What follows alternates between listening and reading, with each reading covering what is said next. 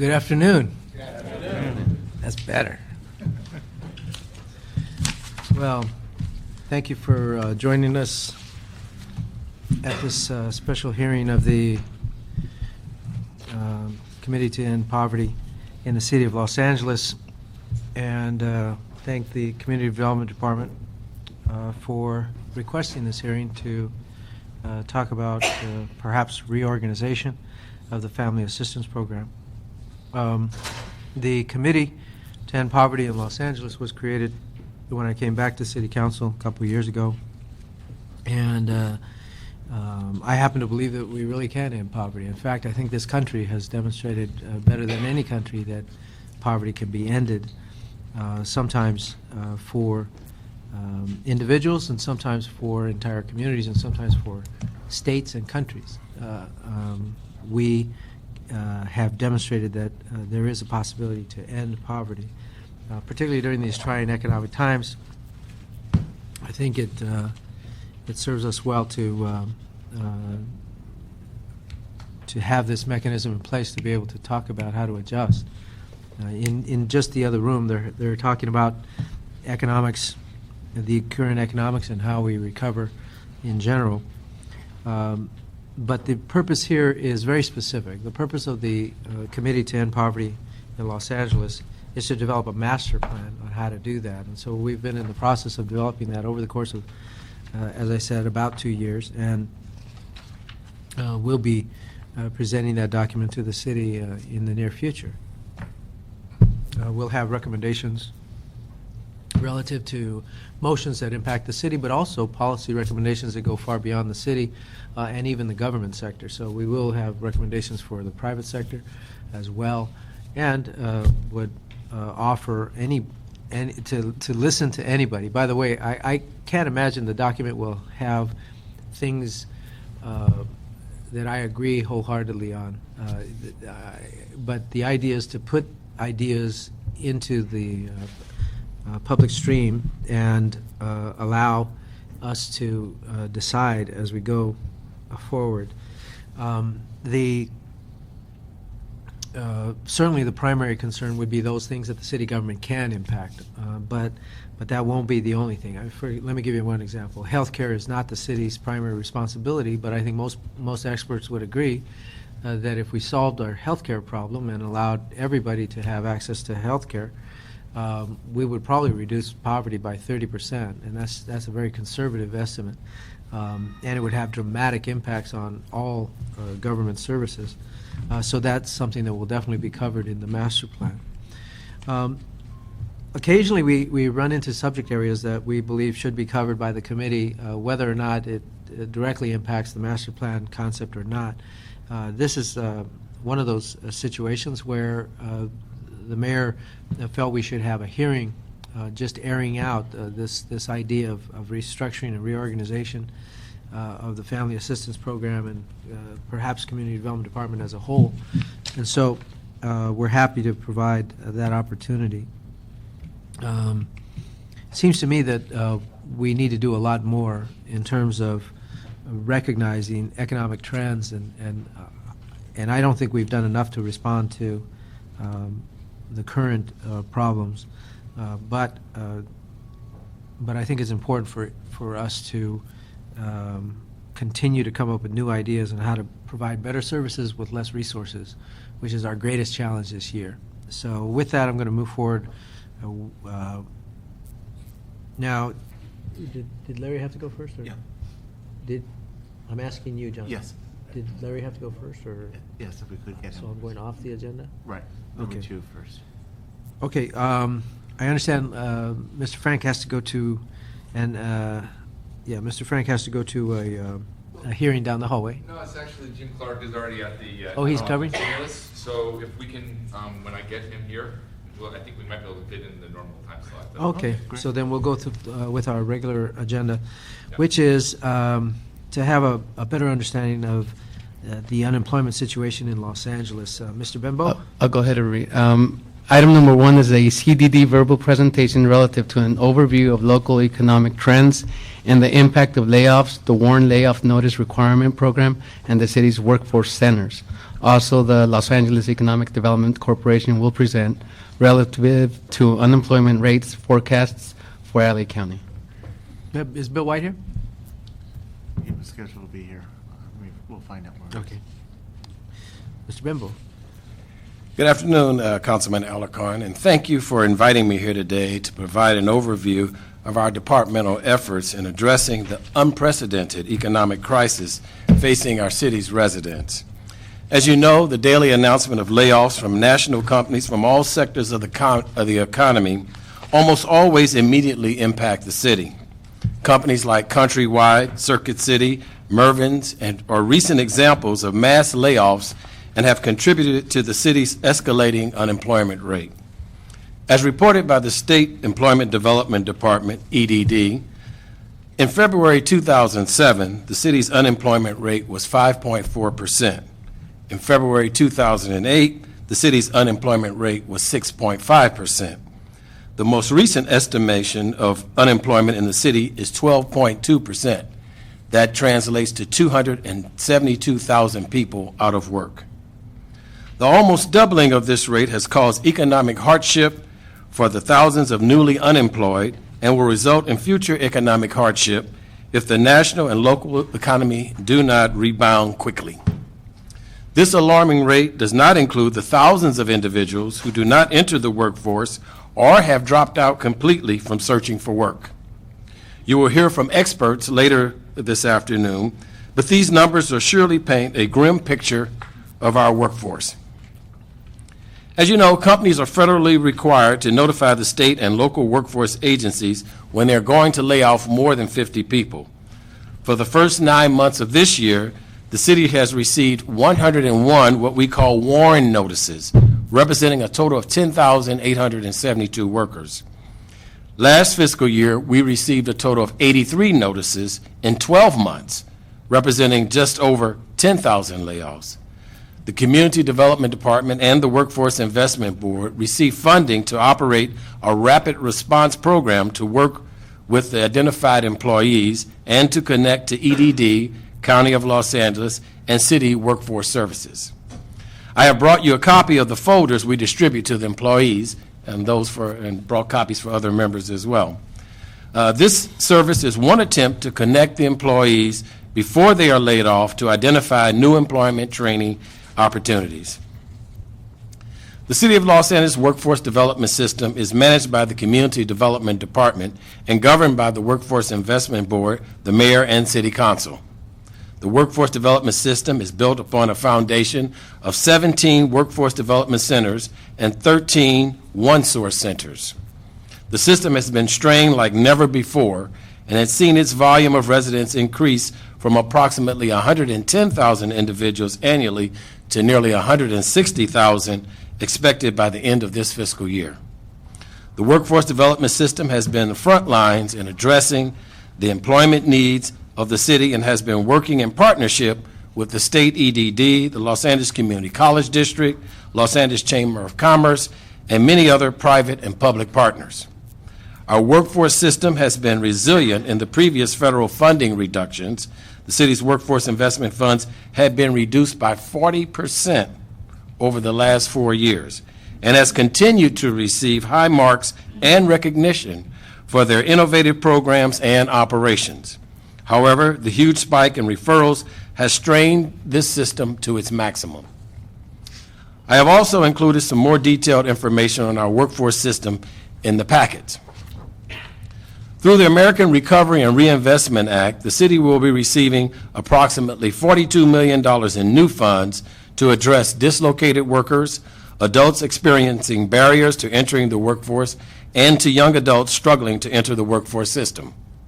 We will be working with the Workforce Investment Board, City Council, and the Mayor to develop the best strategies to increase training and reemployment opportunities. We are moving quickly and will start our summer youth program by May 1st of this year. You will hear from the Mayor's office on the big picture stimulus, but we want you to know that we are working hard as a system to provide real employment opportunities during this crisis. I and our staff will be happy to answer any questions you may have. Thank you. Well, you'll be back. Yes, in we will the be back. Third section.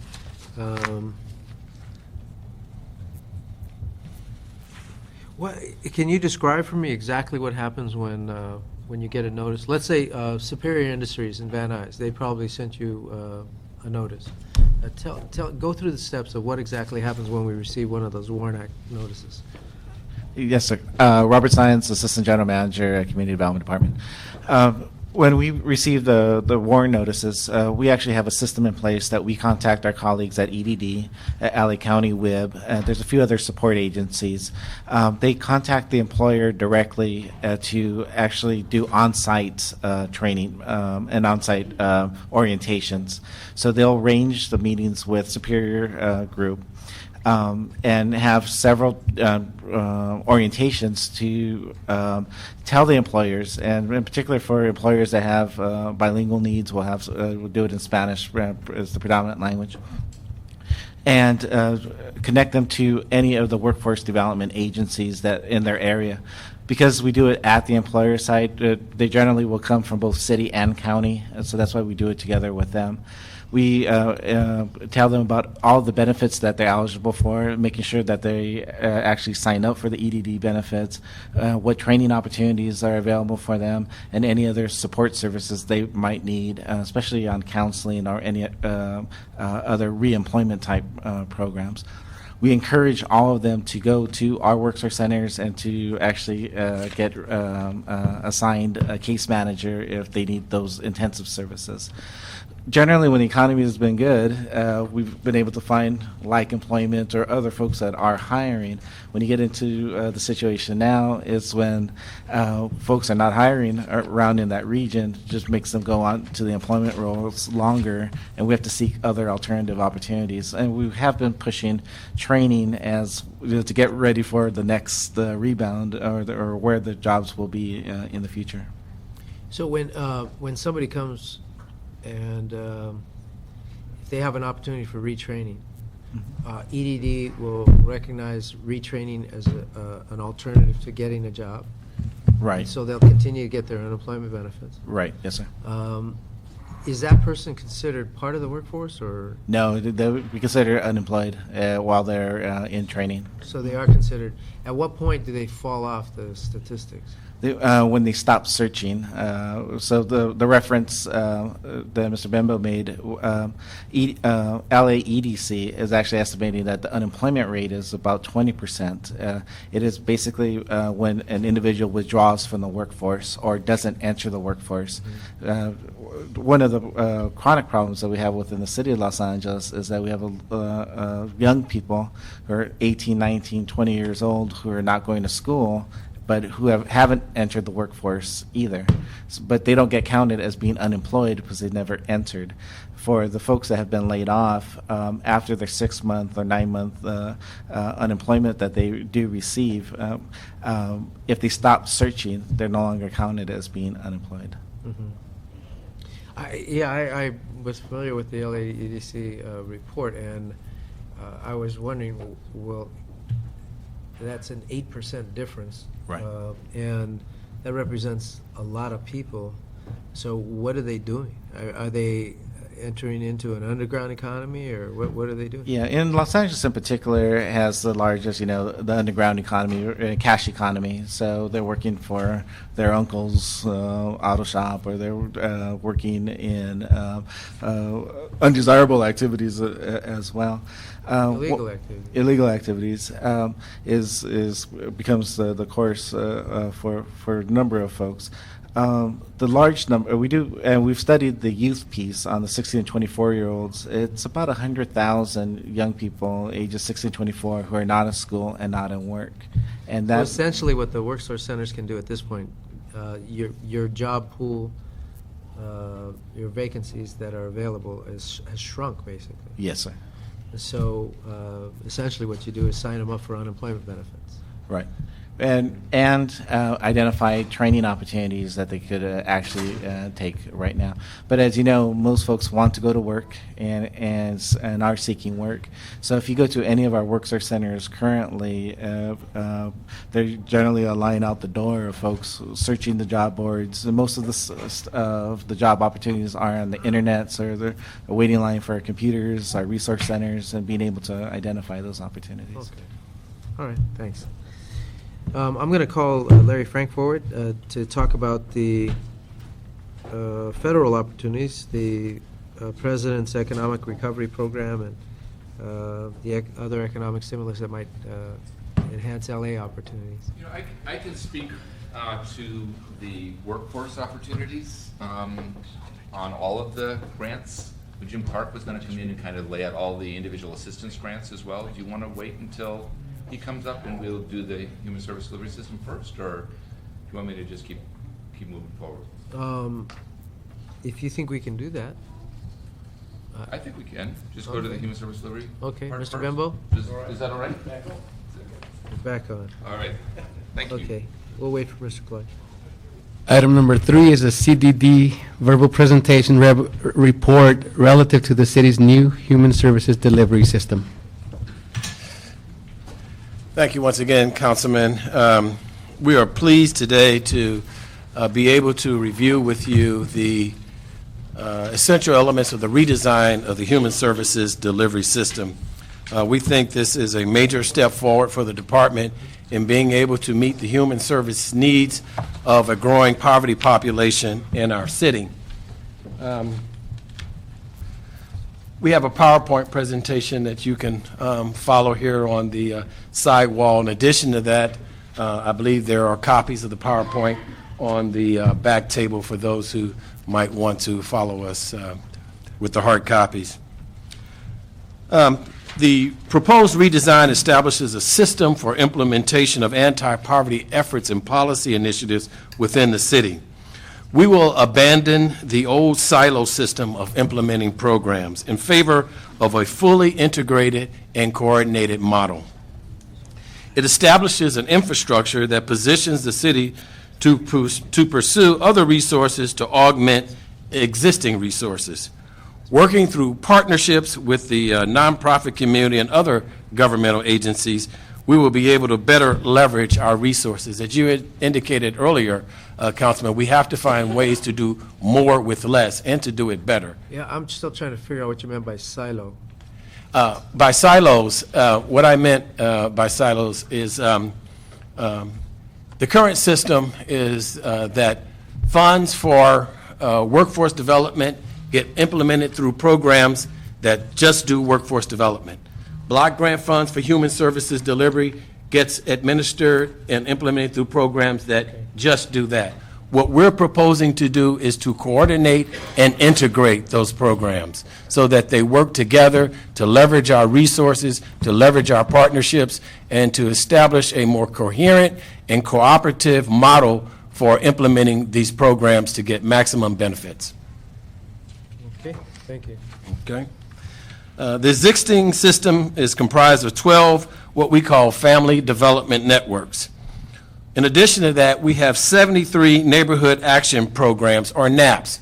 Over the past several years, those the funding level for those 73 programs has gone from close to $200,000 each down to about $75,000, which is a very small amount of money. We estimate that it costs somewhere in the range of $25,000 to $30,000 to administer a contract of $75,000. So we're not getting very much bang for the buck in the administration of contracts that small.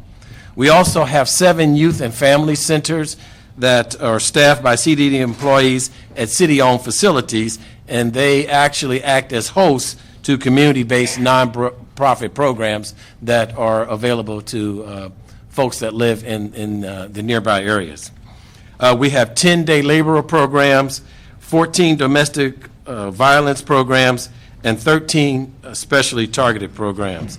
The new system will, for the most part, continue family development networks, but we'll call them family development centers. They'll be augmented by the 7 youth and family centers, which will be portals to the family development centers, and the 73 neighborhood action programs, to the extent that's feasible and to the extent that it's practical, will be absorbed into the family development centers, and the amount of money that's funded will go up from about $750,000 to about $1 million each. So some of those NAPs will be absorbed into the FDCs. You said each? Each. of the 14. Okay. Okay. No, not the 73. Wait. You said comprised of 12 family development networks. You're saying 14 now? Yeah, it'll be about 14. It'll be 14. We'll increase that number from 12 to 14. And And the 7 youth and family centers will become portals to the 14. so right now it's, how much? How much? The what's 12 are 12 funded at about $750,000 each. Times 12, okay, And we're going to increase that to about $1 million. okay. All right? How are you going to do that?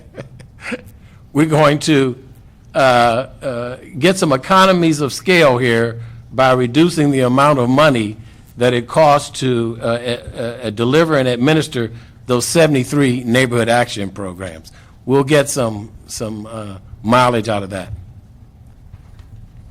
Your concept of economies of scale is my concept of magic. How do you take 73 centers that are currently funded at 700? Well, it won't be 73. But even still, and turn them into 14 programs? No, the 12, 14 million. the 12 will stay the same. We'll add 2 to that. They'll do, Right. the concept for the family development networks and the family development centers is approximately the same. But what's going to happen is those, which will become 14 family development centers, will absorb some of the 73. I got that part. Okay. What I don't understand is how you grow from 750,000. We're working with the same budget. We're funding them at a higher level, but overall, 73 times 25,000 times 75,000 is a lot of money. Your math isn't working, Mr. Bembo. All right. I need clarity. I need to show you a math model. Yeah. Let Manny explain. Yeah. Manny Chavez with the Community Development Department. My apologies for not displaying the dollar figures on this PowerPoint. The 73 neighborhood action programs are funded in total about $5.5 million. And the existing 12 family development networks are funded in total about $8 or $9 million. Okay. So in total, we're dealing with $14 or $15 million. The proposal is to no longer fund the 73 neighborhood action programs, but instead to fund 14 family development centers. Those family development centers will be funded with that same $14 or $15 million. Ideally, in preparing proposals. Are they going to sub-grant out to the 73? That's the objective. Yes, it is. But the economies of scale would be to trim administration, or what? The efficiencies actually rest with us. So the dollars that go out to the field are virtually identical. The efficiencies are in the department where we are terminating some leases on some facilities that we have, as well as the number of staff that we intend to have on board through attrition, et cetera. So our costs in total will reduce by about $1.5 million. But the program dollars will continue essentially the Okay, same. so you said that each of the 73 neighborhood programs are currently getting about, averaging 75,000. About 75,000. How much would they average under this new model? Ideally, they would subcontract for no less than 50,000. The lead agency that would submit a family development center proposal ideally will bring in 5, 6, 7 partners at about $50,000 per or more.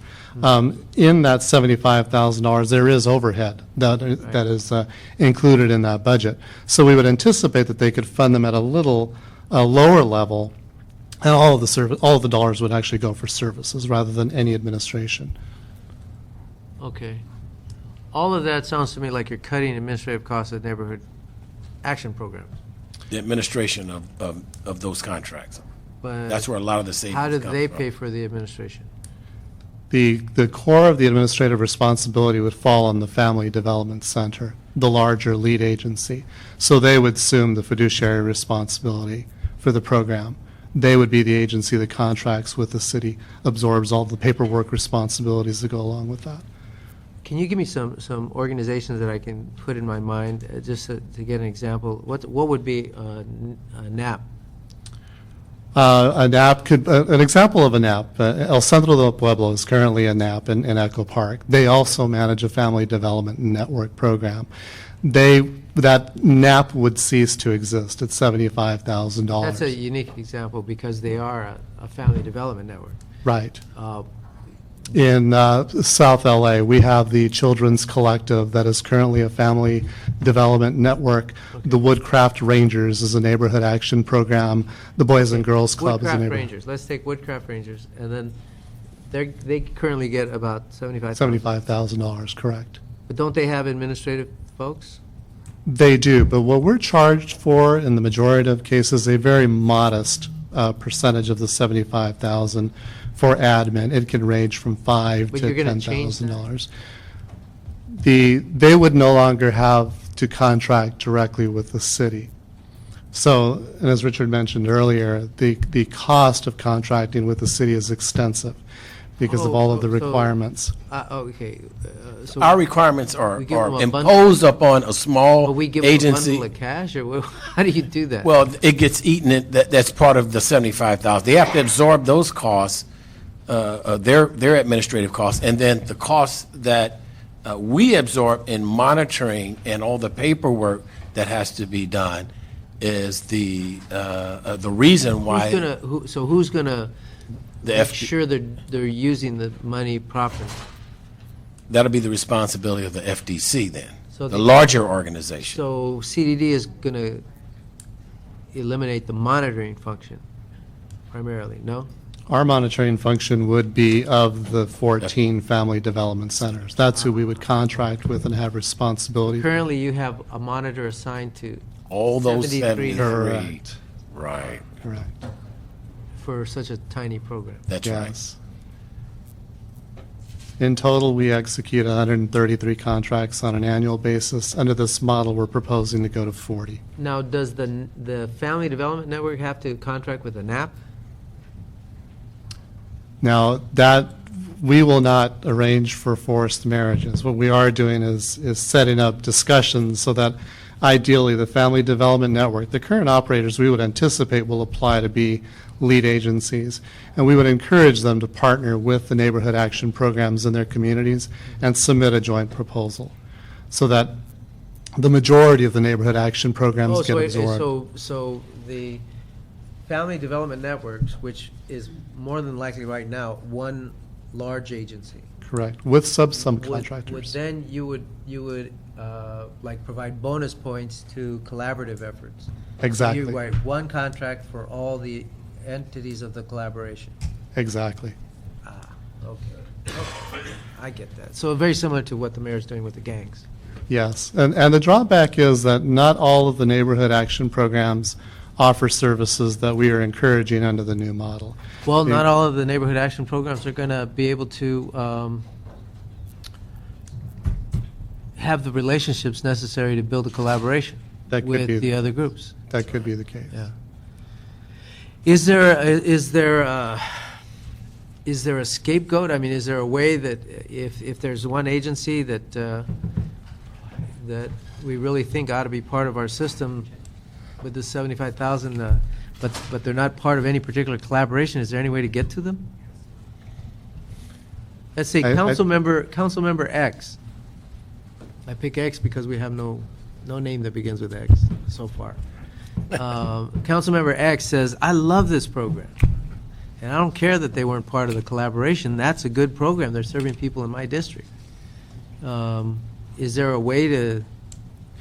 Yeah, and the only issue is the dollars that we have available. It's a zero-sum game. So if there's interest in funding 5 or 6. No, I think the way to look at this is there a service gap that we need to close?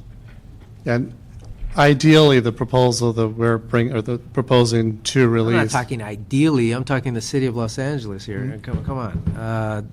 Oh, The for example, you know the reality. Come on. For example, I've been out child- there. I used to be a monitor for the city too. I get it. I'm just saying that there are some agencies that maybe because they're controversial, maybe because they provide a unique service, or maybe they have a unique method that doesn't look like anything else out there, and none of the other applicants to the collaboration or the collaborative efforts wants them as part of their team, Right. and they get boxed out. I mean, how do we save something that might fill a gap that we need to be filled? On the short term, we have a really unique effort with the community development block grant and community service block grant dollars that we'll get through the stimulus. So conversations have been putting together a set aside of 10-15% of that pool, and doing a second round of applicants for those that we would call the lone birds that didn't fit in, but there is an identified service gap. So that would take us for at least 18 to 36 months. We will still have to deal with the issue that Manny pointed out of the zero-sum game of our total allocation of dollars. But I really do think that as you go through the presentation here, you'll see that efficiency was one definite thrust here of how to get the most out of our dollars. But when you see what we're expected to get out of the services and the return on dollar and investments, the accountability side of the equation, I think you'll see how this will balance out. Well, I see how it balances out on the books. I'm just wondering how it balances out in terms of service levels. I mean, look, I'm an old community organizer guy who believes that that when we centralize administrations, we eliminate community activism.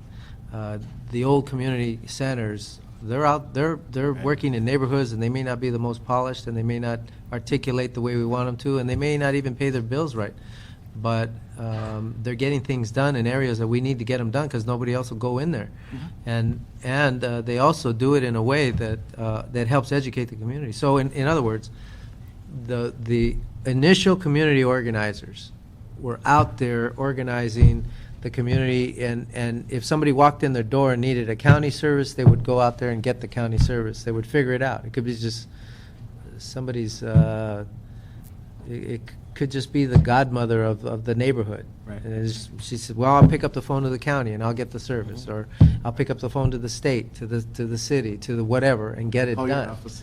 Yeah, or call my office and get things done. Right. But to me, the value of organizing is lost when we centralize things and create big administrative mechanisms. And I know that you're trying to get more dollars on the street, but I'm wondering, and then there's also the reality of politics, Right. that certain organizations will box out other organizations for political reasons. I'm not talking Democrat, Republican. I'm just saying human politics. They will box out certain agencies. They may even box out better agencies. Right.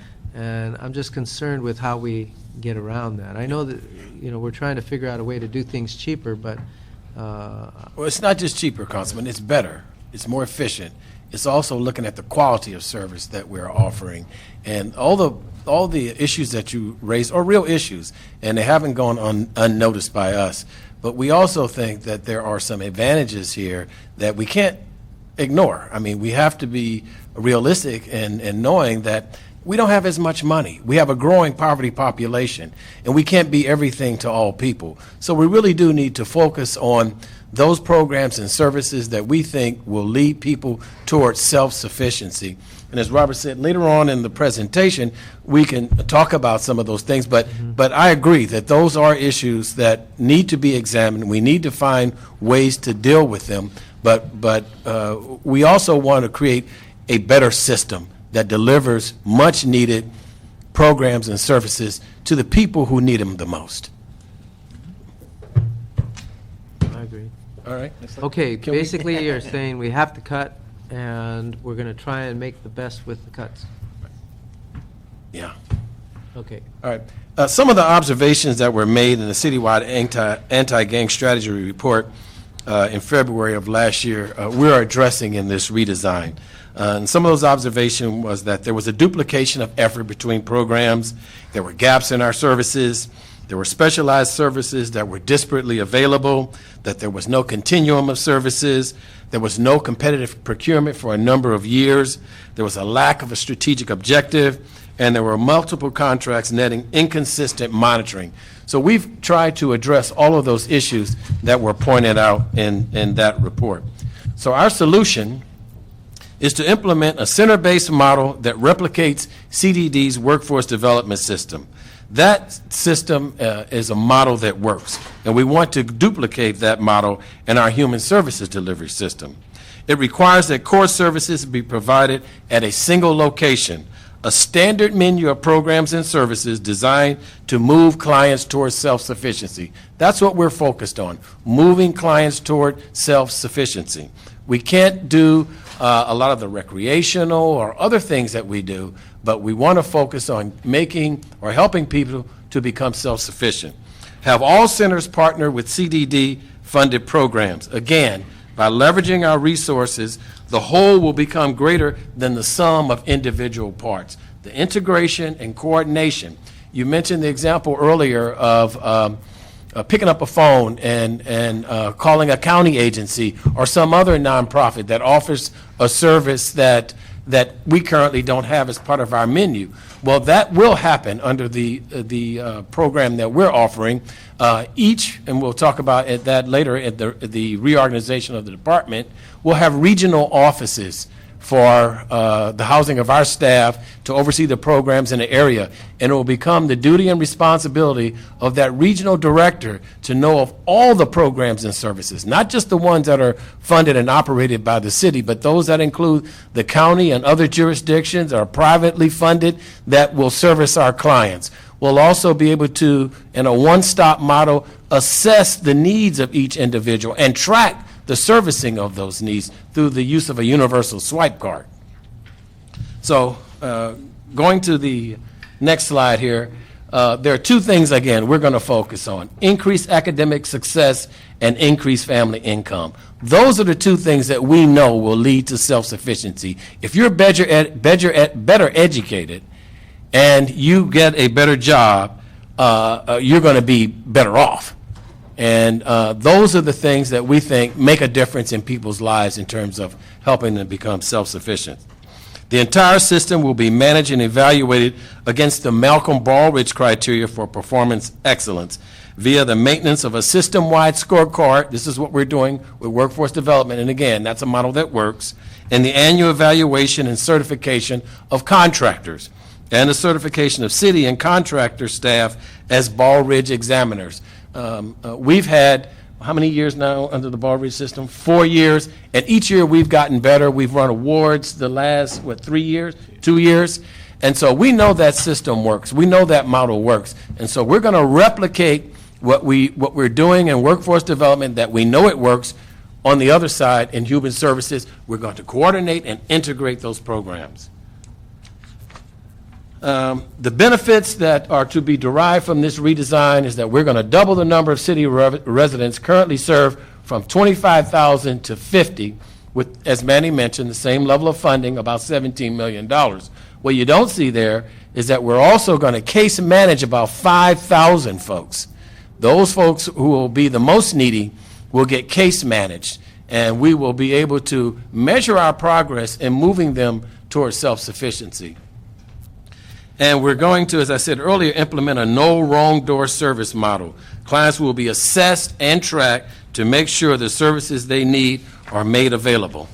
The timeline for doing this is aggressive, and every day counts with us here. We're expecting or anticipating a city approval of the redesign in mid-April. Phase 1 implementation, 5 sites to be opened by May 1st, and to have all 21 sites, the 14 FDCs and the 7 portals, opened by October 1st. Now, just one more word on the portals. The portals, 5 will be our youth, what are currently youth and family centers, that will be converted to portals to the FDCs. 2 will be managed by nonprofits. So we'll have 5 and 2 to make up the 7. 2 managed by nonprofits and 5 that will be staffed by CDD. That's it. Good.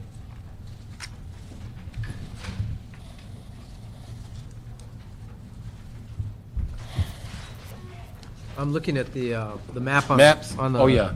There's a larger, can we put that up on the easel so everybody can see that? This one. Yeah, that one is the map showing those areas where there are FDCs, family development centers. That's the What was the reddish color there. Yeah, what's the criteria for these geographic areas? There's actually another map on the floor there. It actually identifies the areas of greatest poverty within the city. And our specific intent was to allocate dollars to those areas of the city with the greatest concentration of poverty. And the prime example that we reference and discuss in this model is the southeast area of Los Angeles, east of the Harbor Freeway and south of the 10, where there's a heavy concentration of poverty, yet we have virtually no services in that community. And we are actively targeting that community through this model, ideally hoping to have 2 family development centers established in those communities. So the focus again was on poverty data and targeting those communities of need. I'm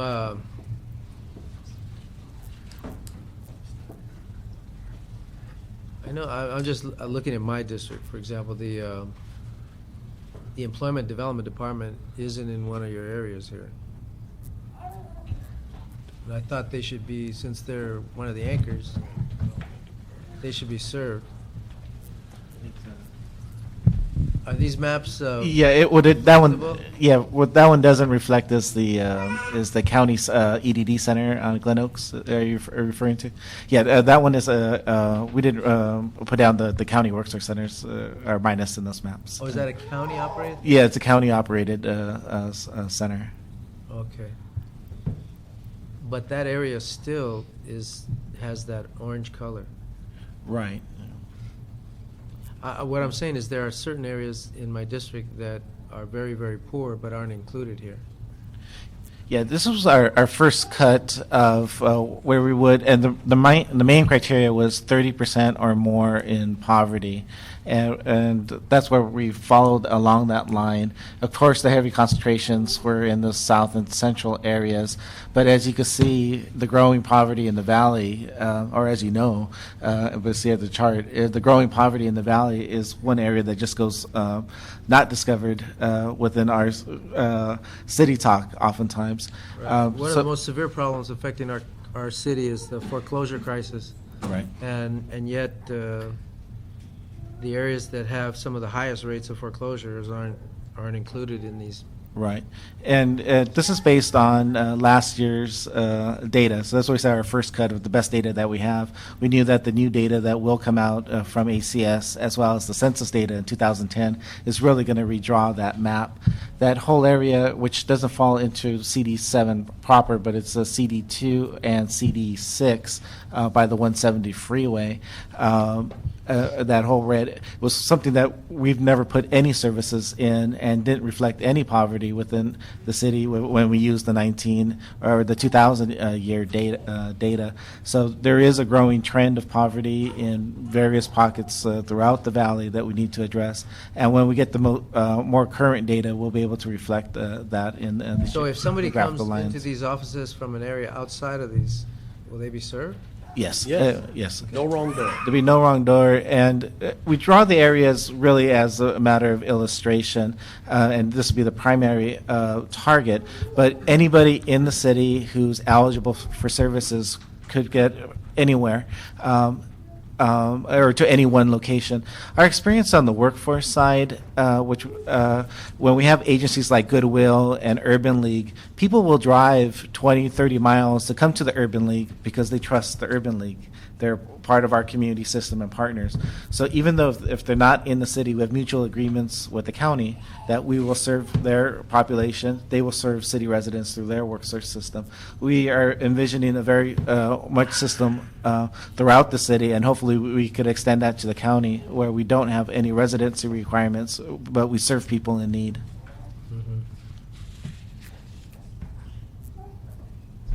All right. These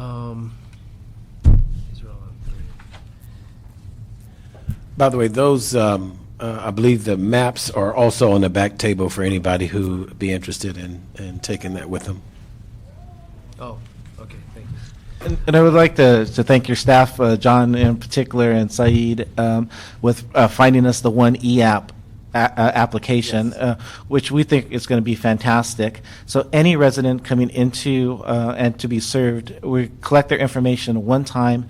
We'll be able to screen for all eligibility of federal, state, county, school district, and city programs. And as one of our major measures of success, we'll be able to identify the family income as they come into this to our system, and then identify the family income after taking part of all of the various programs. But we do like to thank John for his hard work on bringing that to us.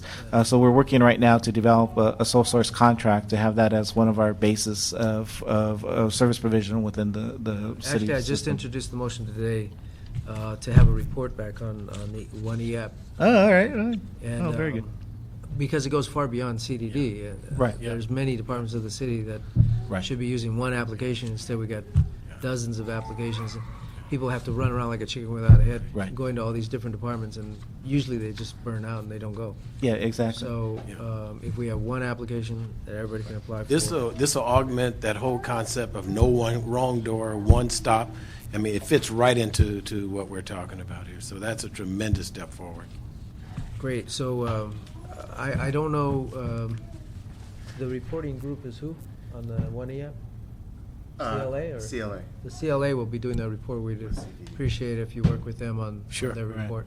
Absolutely. Yeah, we've tested their program already. We love it, and looking forward to bringing that Cool. to the city. Great. Thank you. Okay. Thank are you very ready, much. Mr. Frank? I'm just gonna run.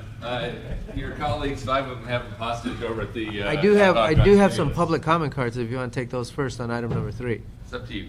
It's up to you. Okay, I'll hold out a little bit longer. Okay. Let me go with the public comment cards. These are the only 3? Okay, first we have Lily Lee.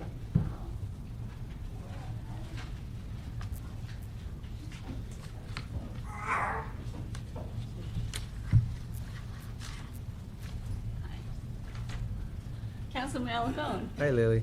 Hi. My name is Lily Lee. I'm the chair of the Community Action Board, which is the Citizens Advisory Board to the City Council and the Mayor on allocation of federal funding for poverty programs in the City of LA. I want to first tell you that it's been humbling chairing these meetings the last few years. I've been a member for about 5 years and chairing the CAB board for about 3. It's been hard because we've had to tell the agencies funding's going to be cut. At the same time, we're going to rely on you to do more while their caseloads are adding up. So it's been really hard just getting through the hard times, and it's getting harder. While I was really confident that CDD staff would be okay presenting the information today on the redesign, I want to reassure you that the process through which this plan has been put together was very open, thorough, and rather flexible, in that the staff has been very responsive to the community's needs, in hearing what the agencies have had to say. The example that stands out in my head is when the West Side came and reported that there are needs in the Mar Vista area, and why isn't there a FDC that will be stationed there? I mean, the board members and the agencies out there had no way of knowing, what we could do to respond to that.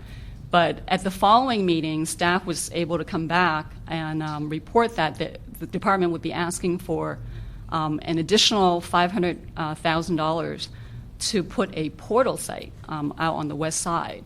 So that's just an example of their responsiveness. And while it's been hard, and I think the agencies understand that this is a necessary step, everyone's in this together. And I think the tenor has been that the staff has been very respectful of what the community and the agencies have had to say. So I want to reassure you that the process has been very good. Okay, thank you. Thank you. Keith Miller?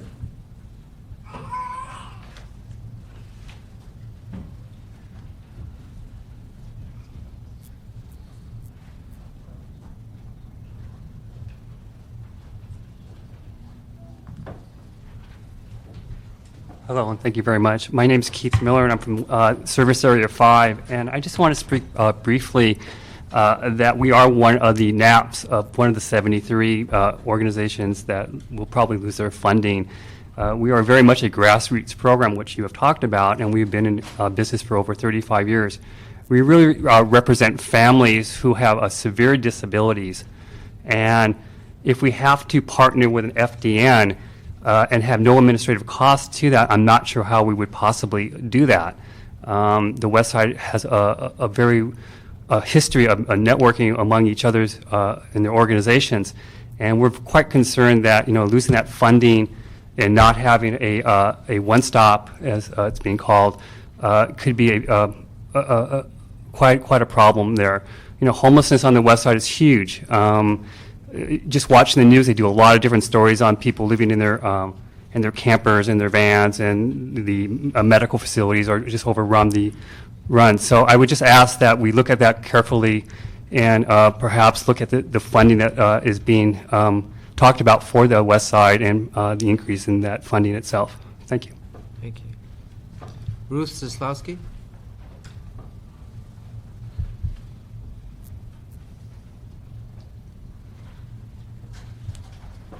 Hello, I'm Ruth Zaslowski, and I'm the program manager for the Family Development Network that's on the West Side. And I'm here speaking on behalf of multiple service providers, including Venice Family Clinic, St. Joseph Center, Boys and Girls Club of Venice, Latino Resource Organization, Jewish Vocational Services, and Legal Aid Foundation. And we first wanted to thank the CDD for coming back and finding the $500,000. And we wanted to now approach the council and the mayor's office to find the additional money to make the West Side a full family development center rather than just a portal, which we currently aren't even sure what a portal is. But $500,000 is even less than what the West Side service providers receive currently. And we believe strongly that we would not be able to provide comprehensive services. We wouldn't be able to do more than just simple referral and resource acknowledgement without, let alone tracking outcomes, without being a fully funded FDC. And we certainly believe that the West Side does have lots of individuals who aren't counted in the census data that was utilized to determine need. So we think we do believe we have an argument for that. We also have a concern very quickly about one of the program elements, which is a facility requirement of 7,000 square feet. We've priced that out, and that facility requirement is for all FDCs, and that is going to be a very costly and time-consuming component of becoming a one-stop center. When we looked at it for our area alone, it would actually be over $1 million to make a 7,000 square foot facility on the West Side. One of the things that we've looked at is looking at software technology options where we could link virtually, and those could happen immediately without all the permits and the construction costs, and that would be anywhere from $3,000 to $20,000. Okay, thank you. Thank you. I don't like the word portal either. I don't even know, I don't have any idea what it is. Larry Frank's going to explain all that to us. Ready? I'm ready. You ready? Item number 2 is the mayor's. And could you please clarify what the difference between a FTC and a portal is? Yeah, I think just pass these out for starters. These are the materials for the stimulus. Get those started. Yeah. Let me introduce the item. Item number 2 is the mayor's presentation relative to the impact of President Barack Obama's stimulus and economic recovery plan. So let me take a crack at your question. Larry Frank from the mayor's office.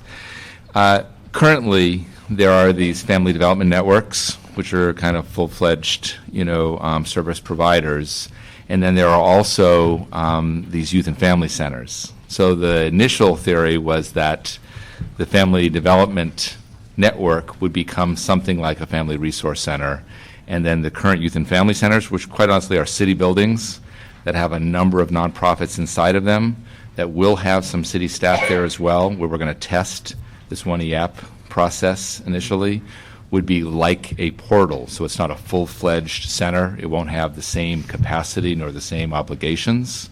And so it's kind of a scaled-down version. And the theory is on the west side, we would be able to put, right now there is a family development network. We would have a family development-like portal there, so it'll be a little bit scaled down in terms of Maybe expectations. come up with a better name. And right now, we're actually in communications with Fraser Communications. We have you want a list of possible names? We have them all. Okay. Yeah, but nobody's happy with Portal. Okay, and what's the funding difference? So the funding difference that's being proposed is that I think it's, right now, it's about, the FDNs are currently receiving about $750? About $750.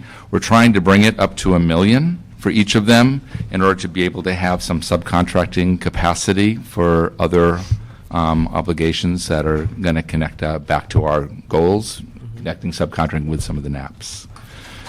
And the portals? And portals in general will not have sufficient resources, but the West Side portal, whatever we're calling it, will have about 500,000. That's what's being proposed. Okay, thank you. Yeah. Mm-hmm. And again, we're trying to the best we can apportion scarce resources to where need is greatest so we can build on that need, but it actually goes to the conversation we're about to have on the stimulus dollars, because quite honestly, we're getting some significantly additional CSBG, Community Service Block Grant dollars, one time, that actually could maybe help us get through this next period. Okay. Right, so we can speak to that. Please. So I'm going to first have a copy of the PowerPoint. And so this is just, this is what Jim Clark was going to present. But what you have here, thanks to the new administration, we have $787 billion that is going to be going out in many different ways, some in formula, some in grants, that are going to be coming out to the community. And what we wanted to speak to is that portion of it that is relevant to poverty. So I'm going to just walk you through real quickly. If you go to the second page, right, you have different ways in which this assistance is provided. So at the bottom of the second page, you have individual assistance. And so these individual assistance, so you have an extension of unemployment insurance. You have a lot of people that are losing health care benefits as a result of losing a job are going to be able to get COBRA benefits. And if everybody knows, COBRA is very expensive to continue your health care, but that's going to actually be supplemented by the federal government. You have food stamps, extension of food stamps. You have Pell Grants. You have a number of different individual assistance programs, which I think is almost a third of all the dollars are going out into the United States in terms of the Economic Recovery Program. Then you have individual and business tax incentives. Quite honestly, that was part of that is kind of a compromise to keep it bipartisan, but you have some real support for business as it moves out there. And then you have on page 4, you have different grants and programs. So formula grants, right, are based on poverty and based on population. And so you have, I'm just going to list them real quick because I'll come back to them. You know, the community development block grant dollars, we're getting an extra $19 million this year in stimulus dollars. That's on top of the $81 million that are in the con plan right now and finalizing. You have the justice assistance grants, which are public safety grants. We're getting about $7 million. STP is the the STP grants are. Again, I'm not. This is Jim Clark's presentation, so I'm trying to speak to it as best I can. $121 million. We should know what that is. It's probably transportation related. Workforce Investment Act, you have $39 million, and I'll speak to that on the other handout specifically. That's broken down into about $20 million for youth jobs and $20 million for adult and dislocated worker jobs supports. You have the emergency shelter, food and shelter grants. That's going to be supporting the work with shelters. which is a significant amount of resources to help on that front. And then you have the energy efficiency block grants. And that's actually a piece of work that's moving through council from HCD right now, the Green Retrofit Ordinance, where there is a whole workforce component as well. And so then you have competitive grants. So even in workforce development, there'll be 3 areas where there are competitive grants going for. One's in green jobs, one's on healthcare, and then the third one we're going to propose will be on transportation. Then you have a number of discretionary grants as well. So, but what I'd like to do is kind of give you a little bit more detail on the ones that are especially relevant to this committee, which is the second handout, the 1 page. Okay. So the ones that I think you're going to find of most interest, so the Energy Efficiency and Conservation Block Grant, this will allow us to retrofit city buildings. And we're going to make an application in the competitive grant for the workforce piece of this. We're working right now to create an entry-level, a kind of pre-civil service classification in the General Services Department to be able to do local hire for those folks participating in the Green Retrofit Ordinance. There will be a multi-department task force. There'll be a advisory committee put forward by both council and the mayor, and there'll be 2 staff funded by, we've already gotten the resources from the Department of Water Power, the Workforce Investment Board, and CRA to fund the folks that are going to staff this work as well as do the grant applications. But we have a lot of community partners that will allow us to, I think, be even more successful in bringing in some of the competitive side of this grant proposal, of this grant opportunity. The Weatherization Assistance Program, are you familiar with that? You are, right?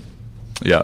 So this is a huge increase. I think the total amount of money they got last year was $250 million nationally. They're getting $5 billion. So these are organizations that... Now, we don't have the handy worker program anymore, so who's going to do the weatherization? Well, there are people that are certified by the California Services Corporation. So PACE, for example. Cap agencies. You know, there's a number of organizations that already are certified, but they're being strongly advised to partner with additional organizations in the community. So there's real opportunities. We're talking, in the 40, 50, $60 million range for weatherization dollars, and there's a strong jobs component to that piece of work as well. Up to 20% can be used for job training, which is, again, another critical component. So I'm going to jump down to the foreclosure housing assistance. So the neighborhood stabilization program also has capacity that's going to be of interest for those folks looking for work. So that piece of work is to purchase foreclosed properties to be able to rehabilitate them and then to put them out on the market for first-time home buyers. 20% of that money can go into workforce development as well. Right, so we have a program that we're kind of partnering between the Housing Department and CDD to try to develop that piece of work. CDBG, which you'll see under a number of categories because it actually funds economic development, workforce development, housing, homelessness, and public services. We also, when you get a CDBG allocation, we also can create debt to the federal government. Currently, I believe it's about $300 million we have in available debt.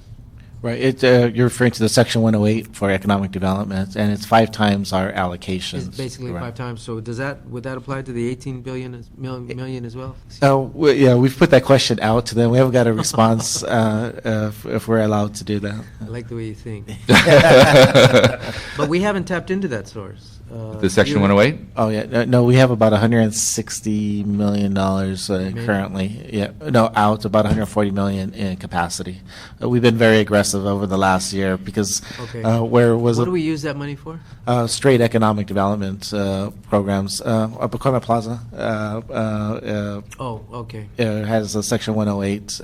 Valenzuela Properties, I think, was also in CD6 or CD7, was another one. It was a small retail medical facility. facility that they're doing mixed These use. are loans?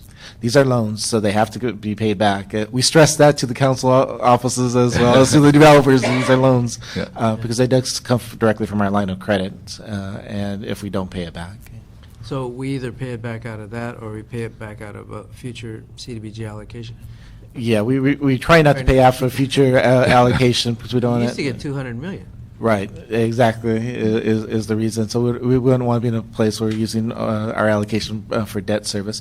So we do a complete underwriting process, and we actually hired Ninos Benjamin as our Chief of Economic Development, who brings 20 years of financial background and has really been able to move this into some really great projects around the city. Okay. So I'm going to jump down to community services, which is the one that's most relevant to this conversation. In addition to the individual supports, these are the kind of programmatic supports to help support end poverty. So emergency food and shelter grants. There's actually some significant dollars there. Workforce Investment Act, let me speak to that briefly, and you have Robert up here as well to speak to it. Mm-hmm. So we are going to do $19 or $20 million, I believe it is, for youth jobs in this next calendar year. We could stretch it out for 18 months, but the message has been to spend it now. There may be a second stimulus if you actually get your act together. So we're going to move it as quickly as we can. We're actually going to be probably the first jurisdiction out of the, we'll have on May 4th, we hope to get over 1,000 youth from Track C schools. You have all of the LUSD is ending the year-round schools and going traditional calendar this year. So you have about 10,000 kids that are on Track C that are citywide that are going to be out of school from April 15th all the way to September. Mm-hmm. So we're going to have over 1,000 of them starting. Yeah. They're not going to remember anything. Poor parents. And bring them back is the issue. Yeah, how to make sure they continue. But we're going to get 1,000. We're going to try to put them on the Spring Street steps, so put that on your calendar if you join us. Employ 1,000 of them. We're going to do 1,000 starting May 1st through July, and then we're going to do another 4,000 over the summer on top of the 12,000 that we currently do with all of our different pieces of the puzzle. So the summer youth employment comes out of. 1,000? So we're gonna do approximately 18,000 in the so the first 1,200 is not going to be part of the calendar year. So I'm saying 16,000 is the number we're going to do because we're actually leveraging everybody at the same time. We've got to make sure everybody stays in the equation.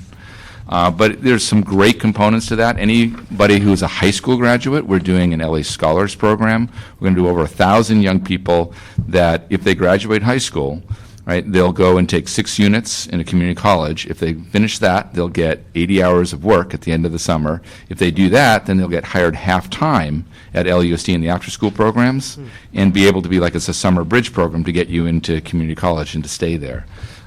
So we have a host of programs. We're going to do about 600 summer jobs starting August 1st for the 21 to 24-year-olds, the out-of-school, out-of-work youth, to try to bring them back into the school system or into the job system, right? And so they're going to be tracked from our one-source centers for a full year. But we have a lot of creative pieces of work moving forward on youth jobs. On the adult and dislocated worker front, we have about $18 million there. We're going to put as much of it as we can into training.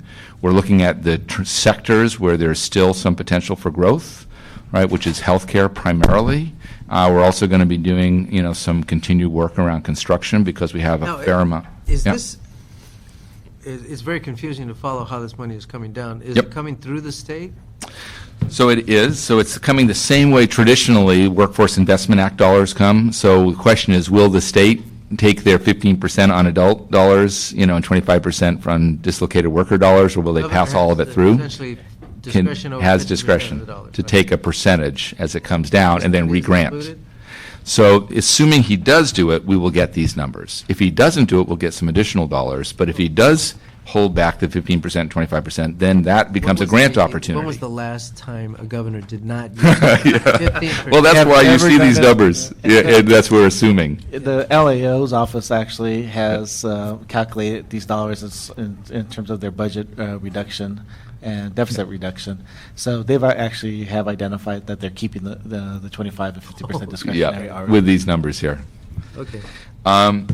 So you have A host of opportunities on the youth dollars and on the adults and dislocated worker dollars, where we're going to be doing as much training as possible.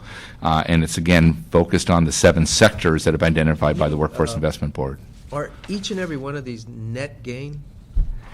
This is all in addition to the dollars that we currently receive. So What would be the real net? I mean, in terms of the reductions we're going to see in the regular dollars that we get, when you add on the stimulus dollars, are we actually gaining more? Or well, it depends what your base year is. So if you compare it to, say, 2000, forget it. yeah, we would be net losers. If you compare it to last year, we're actually going to be about even, maybe a little bit more, because unfortunately unemployment is so high in Los Angeles. We're going to actually be we're going to get additional dollars based on formula. So there's no reason for people to think that this is going to be a fun fest, free for all, everybody works kind of thing. No, this is going to, we have Let's keep our finger in the dike. We have 225,000 people looking for work, so that 20% number, it's 12.2% unemployment. It also includes the individuals who are no longer looking for work. It also includes people who are working part-time and are looking for full-time. But really, and we're going to train several thousand. They can really stimulate our economy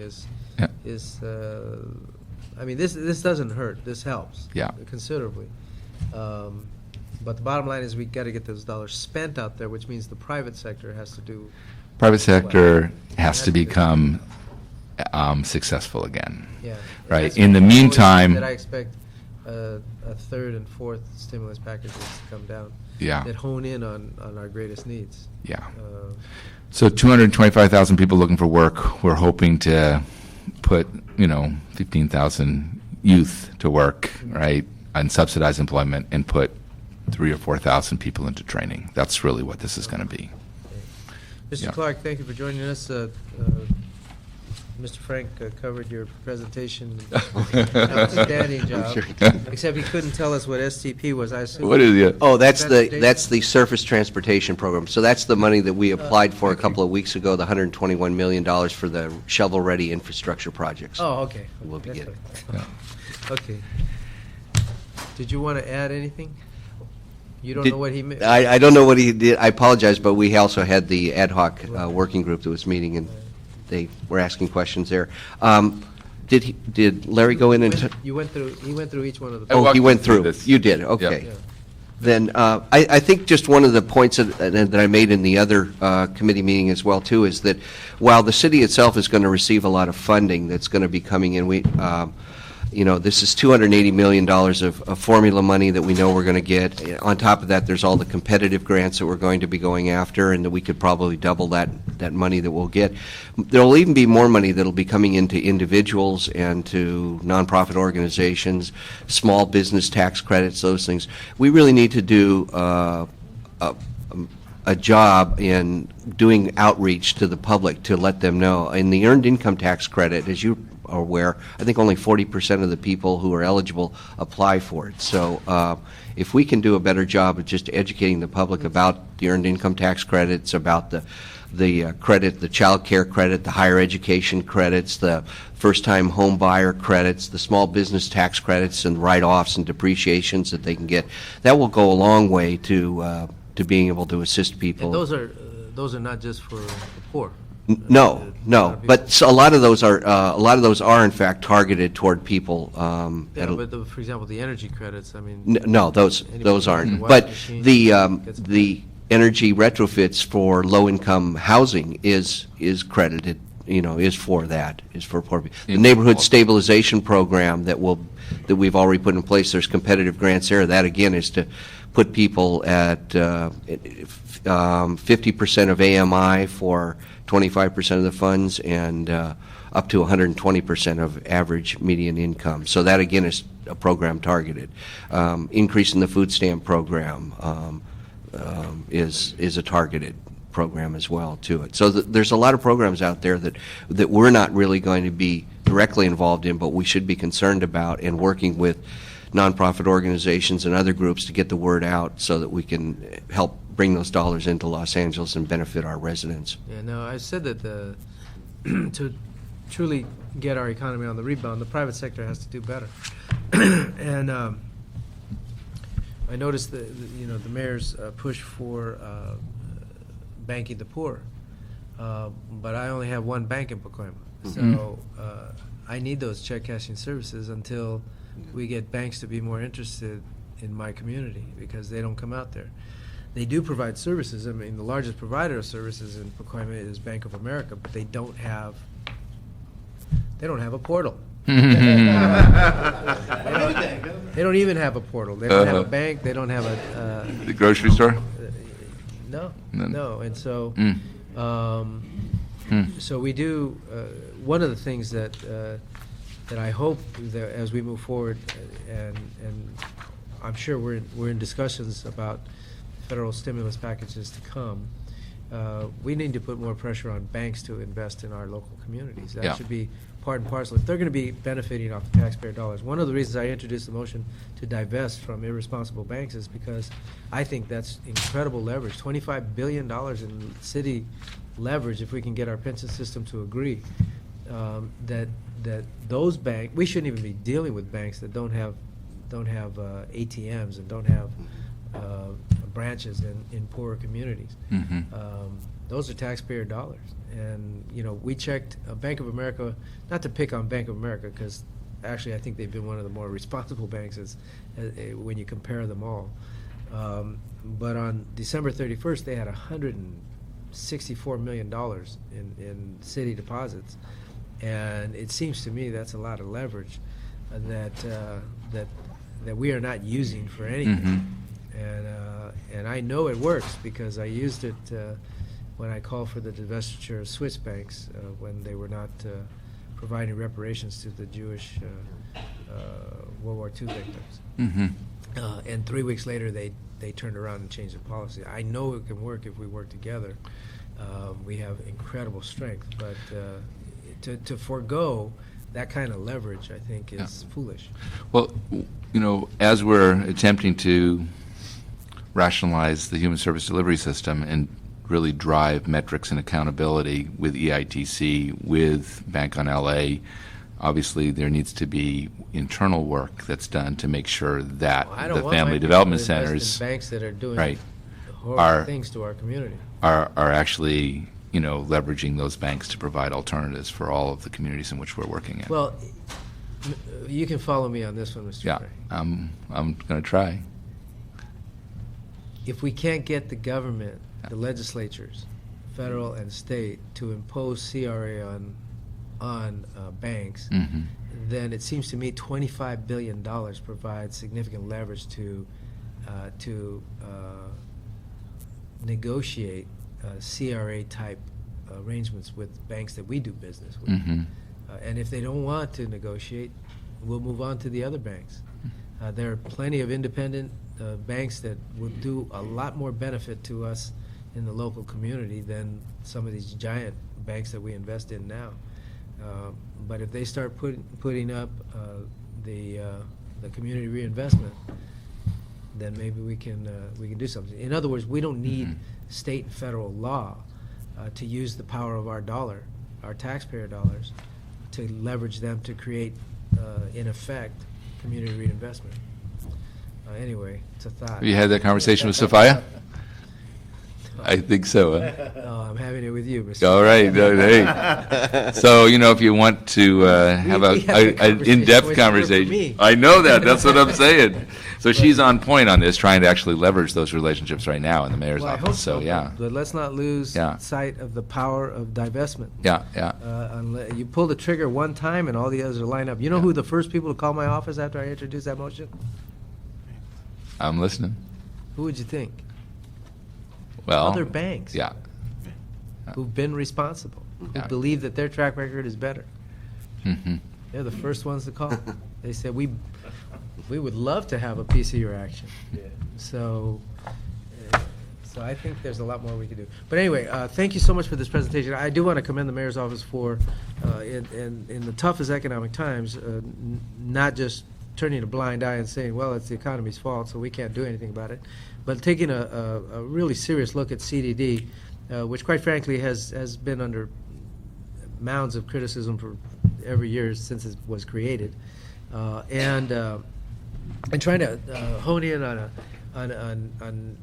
on a very difficult part of the process. In fact, I played devil's advocate on it a little bit because those community-based agencies are the ones that are going to scream the loudest and create mouth the process and create the biggest havoc.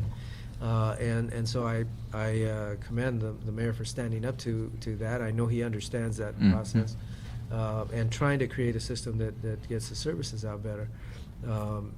And the same to CDD. I really like the notion of reducing the monitoring. I think that has been an area where money is bleeding out of the system unnecessarily. Let's get those people back into DWP or something, but they don't have to. They don't have to. I never understood when we moved the Model Cities program and created the CDD program from the mayor's office to the department. We should have never taken away the exempt status. We shouldn't have had civil servants who could take a test and end up in another department, because there's no loyalty to the mission of serving the people in a human service way. And I've always felt that we could have had much more loyalty to that mission. And I've worked with the city system since 1981.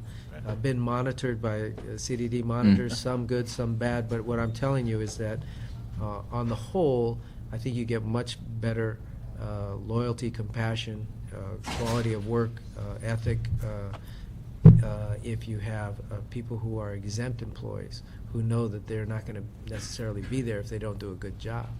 And so you'll be glad to hear that we've actually moved to a mixed model, that we have about a third of our staff that are exempt as staff. And what we're trying to do is make all of our families loyal to the mission and really to be the community activists that you talked about, that we're here for the residents that we're going to serve. Yeah. When we used to hire CDD staff, I remember they were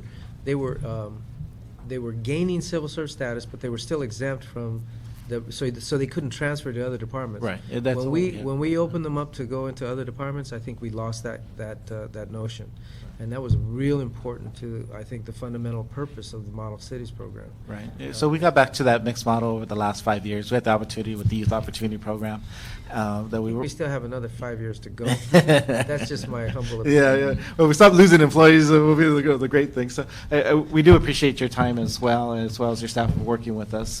Because at the end of the day, I think we're going to be able to really double our services and have transparency, have the efficiencies that we all talk about, but really about outcomes. And we can see our young men and women getting into the workforce. We can see our young men and women getting into positive lives, our families being able to gain more income. That is way beyond, I think, our capacity at this time. We have a tough economy. It's not going to get better, in my estimation, for at least 2 years, at best 2 years. Probably 3 to 4 years before we see this economy turning around. It's still shrinking. Right. And before it grows, people have to buy all those foreclosed homes, and we're just not going to get there. It's going to take some time. Not to mention the 20% unemployment. We got to get those people back into the workforce. It's just going to take. I would just say that I think this is a moment when we have to be bold, and certainly jobs is the key to us finally getting to where we need to go. But in the meantime, we actually do have large numbers of services that do drive income supports for families. So the extent we can drive it through our core commitment to these family resource centers, to the extent that we can do service payback arrangements with all the nonprofits that get $1 a year leases in our youth and family centers, extent that we can get the 120 organizations that are actually have $1 a year leases with all of the general services division buildings, and actually require service payback arrangements with them and drive this 1E app program forward. Brush off this solar energy plan and create more jobs too. Yeah, that was probably going to be about 60 jobs, when it came down to it in the first run. I had my hands on that for a while. Well, I think we can do even better. Yeah. But maybe we open them. I think maybe it would have got to 150. It's the kinds of numbers that you need. When you go program by program, it does get a little bit frustrating. But I think the income supports are pieces that we have to drive right now, and we can't, be lackadaisical about the system as it exists at this moment. Yeah, I agree. Yeah. Thank you much. Thank you for your time. We have no more public comment cards, so with that, this meeting is adjourned. Thank you. Yeah, appreciate it.